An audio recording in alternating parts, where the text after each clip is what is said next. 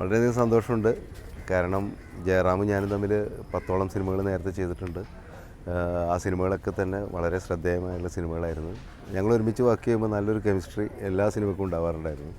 ആ ജയറാമിൻ്റെ ഒരു കോപ്പറേഷൻ, പിന്നെ ജയറാം ആ ക്യാരക്ടറാവുന്ന ഒരു രീതി, കാര്യങ്ങളൊക്കെ. പിന്നെ അത്തരം സിനിമകൾ നമുക്ക് ആ കാലഘട്ടത്തിൽ വളരെ പ്രസക്തവുമായിരുന്നു. ഇപ്പോൾ ഈ 12 വർഷത്തെ ഇടവേള ശരിക്കും പറഞ്ഞെങ്കിൽ യാദൃശ്ചികമായിട്ട് സംഭവിച്ചാണ്. പല പല കാരണങ്ങളായാലും ഇപ്പോൾ ജയറാമിൻ്റെ തിരക്കുകളായിട്ട് വേറെ സിനിമകളിലേക്ക് പോയി. ഞാൻ കുറച്ച് യങ്സ്റ്റേഴ്സിൻ്റെ സിനിമകൾ, പിന്നെ കുറച്ച് സീരിയസ് ആയിട്ടുള്ള മൂവീസൊക്കെ ആയിട്ട് ഇങ്ങനെ വന്നു. ഇപ്പോൾ വീണ്ടും ഞങ്ങളെ സംബന്ധിച്ചുള്ള ഒരു നൊസ്റ്റാൾജിക് ആയിട്ടുള്ള ഒരു ഫീലിംഗ് ആണുള്ളത്. Cinema, what does cinema mean to you? ഇത്രയും കാലത്തെ ഒരു എക്സ്പീരിയൻസ് വെച്ചിട്ട് എന്നെ സംബന്ധിച്ചുള്ള സിനിമ എപ്പോഴും ഇറ്റ്സ് എ പാഷൻ. അത് പാഷൻ മാത്രമല്ല, ഇറ്റ്സ് എ ഡ്രീം ഓൾസോ. ഇപ്പോഴും ഡ്രീമായിട്ട് തന്നെയാണ് ഞാൻ കാണുന്നത്. ഓരോ സിനിമകളും എൻ്റെ ഒരു ഡ്രീം സാറ്റിസ്ഫൈ ആകുന്ന രീതിയിലാണ് ഞാനതിനെ കാണുന്നത്. പിന്നെ ഓഫ് കോഴ്സ് സിനിമ എന്നും പാഷനായിട്ട് കൊണ്ട് നടക്കുന്നത് കൊണ്ട് തന്നെ ഒരിക്കലും എനിക്ക് സിനിമ മടുക്കുന്നില്ല. ഓരോ സിനിമ ചെയ്യുമ്പോഴും ഞാനത് എൻ്റെ ആദ്യത്തെ സിനിമ ചെയ്യുന്ന എല്ലാ ത്രില്ലോടുകൂടിയാണ് സിനിമ ചെയ്യുന്നത്. അതല്ലാണ്ട് ഞാൻ കുറേ സിനിമകൾ ചെയ്ത എക്സ്പീരിയൻസ് ഉണ്ട് എന്നുള്ള രീതിയിലല്ല ഞാനൊരു പുതിയ സിനിമയെ അപ്രോച്ച് ചെയ്യുന്നത്. അതുകൊണ്ട് തന്നെ ആയിരിക്കാം ഇപ്പോൾ കഴിഞ്ഞൊരു സിനിമയിൽ നിന്ന് വളരെ വിഭിന്നമായൊരു കഥയും കഥാപശ്ചാത്തലവും അല്ലെങ്കിൽ അതിൻ്റെ മേക്കിങ്ങും ഒക്കെ വേറെ രീതിയിലാവണമെന്ന് എപ്പോഴും ഞാൻ ആഗ്രഹിക്കുന്നു. അതിന് പലപ്പോഴും ഗുണമുണ്ടായിട്ടുണ്ട്, ദോഷമുണ്ടായിട്ടുണ്ട്. അപ്പോൾ എന്നും ഓരോ അന്വേഷണങ്ങളാണ് ഓരോ സിനിമ. ആ രീതിയിലാണ് ഞാനതിനെ കാണുന്നത്. സാറിൻ്റെ സിനിമകളെ ഒന്ന് അനലൈസ് ചെയ്യുമ്പോൾ ഡൈവേഴ്സ് റേഞ്ച് ഓഫ് ടോപ്പിക്സ് ഉണ്ട്.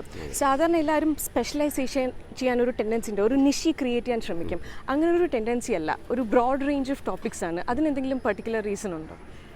എനിക്ക് എല്ലാത്തരം സിനിമയും ഇഷ്ടമാണ്. അതാണ് ബേസിക് ആയിട്ടുള്ളൊരു കാരണം. ഇപ്പോൾ ഞാനൊരു ആക്ഷൻ സിനിമ ഇഷ്ടപ്പെടുന്ന ഒരാളാണെന്നോ അല്ലെങ്കിൽ കോമഡി സിനിമ ഇഷ്ടപ്പെടുന്ന ഒരാളാണെന്നോ ഞാനൊരിക്കലും എന്നെപ്പറ്റി അസസ് ചെയ്തിട്ടില്ല.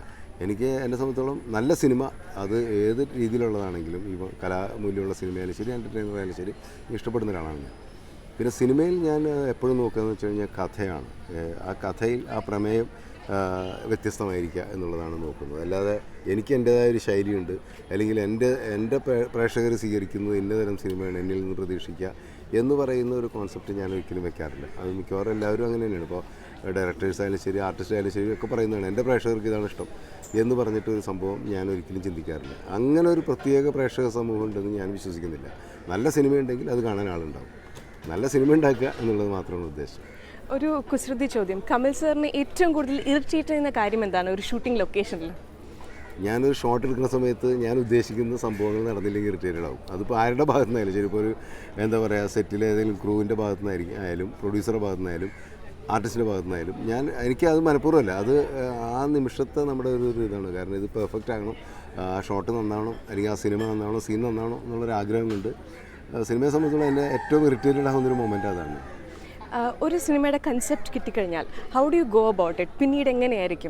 പിന്നീടുള്ള ദിവസങ്ങൾ എങ്ങനെയായിരിക്കും? എന്നെ സംബന്ധിച്ചോളം കോൺസെപ്റ്റ് കിട്ടാനാണ് ഏറ്റവും പാട്. ഒരു സിനിമയ്ക്ക് എങ്ങനെയാണത് എന്നുള്ളത് കിട്ടിക്കഴിഞ്ഞാൽ പിന്നെ കുറച്ചുകൂടി എളുപ്പമാണ്. പിന്നെ അതെങ്ങനെ ഒരു സിനിമയാക്കാം, അതെങ്ങനെ ഡെവലപ്പ് ചെയ്യാം, ഒരു തീം, ഒരു ബേസ് കിട്ടിക്കഴിഞ്ഞാൽ അതെങ്ങനെ ഡെവലപ്പ് ചെയ്യാം.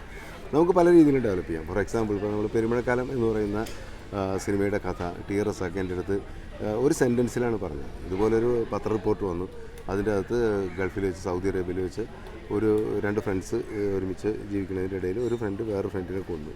അവരുടെ ഫാമിലി നാട്ടിലുണ്ടാകുന്ന പ്രോബ്ലംസ്, മാപ്പ് കൊടുത്താൽ മറ്റേ ആളെ റിലീസ് ചെയ്യും എന്നൊരു പത്രവാർത്തയെ ബേസ് ചെയ്തിട്ടാണ് റസാഖ് പറയുന്നത്.